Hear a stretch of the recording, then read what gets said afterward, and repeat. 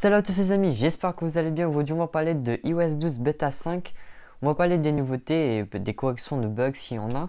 Bon, je crois pas qu'il y a des corrections de bugs, hein. En tout cas c'est plus fluide, ça c'est sûr. Donc on va commencer déjà par l'état de la batterie. L'état de la batterie qui pour ma part a changé. Je vais vous expliquer ça.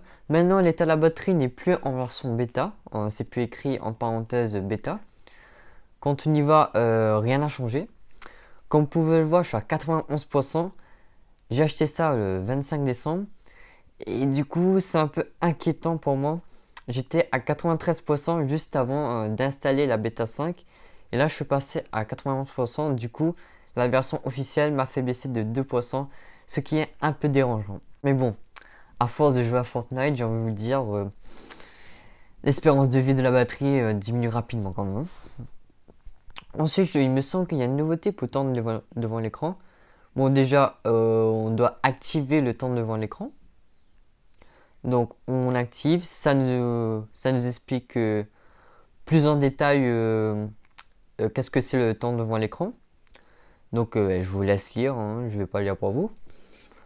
Ensuite, ça va vous demander si l'iPhone est le nôtre ou de notre enfant.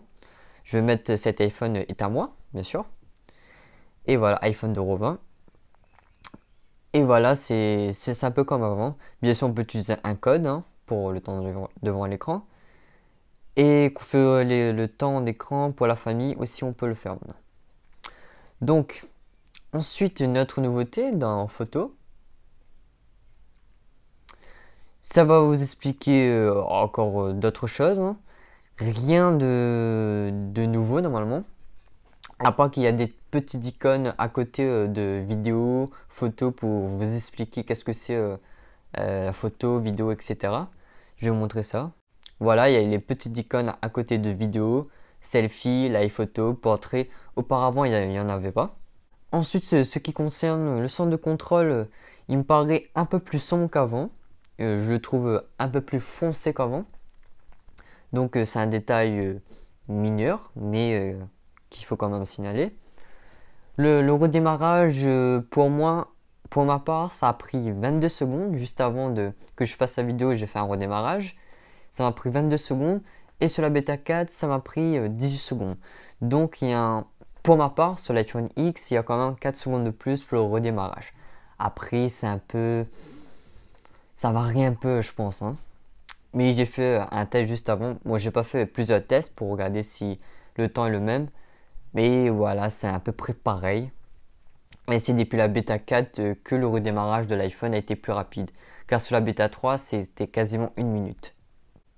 Dans l'application musique, il y a aussi une nouveauté. Il y a un cadre dans recherche qui est écrit nouveauté d'Apple Music rechercher dans les paroles. Auparavant, il n'y avait pas ça. Donc vous mettez OK. C'est juste pour nous expliquer qu'on peut aussi écrire les paroles dans la barre de recherche. Ce qui était déjà le cas avant, mais c'est juste pour nous expliquer qu'on peut écrire les paroles dans la barre de recherche pour trouver une chanson. Donc voilà en ce qui concerne les nouveautés pour la bêta 5. Et ce qui concerne Fortnite, ça marche toujours correctement. Je pense que le bug est fixé depuis la bêta 4. Normalement, dans les prochaines bêtas, il n'y aura plus de bugs pour Fortnite. Enfin, je prie pour ça en tout cas. Mais j'ai lancé hier soir quand j'ai fini le téléchargement de la bêta 5 en mode terrain de jeu.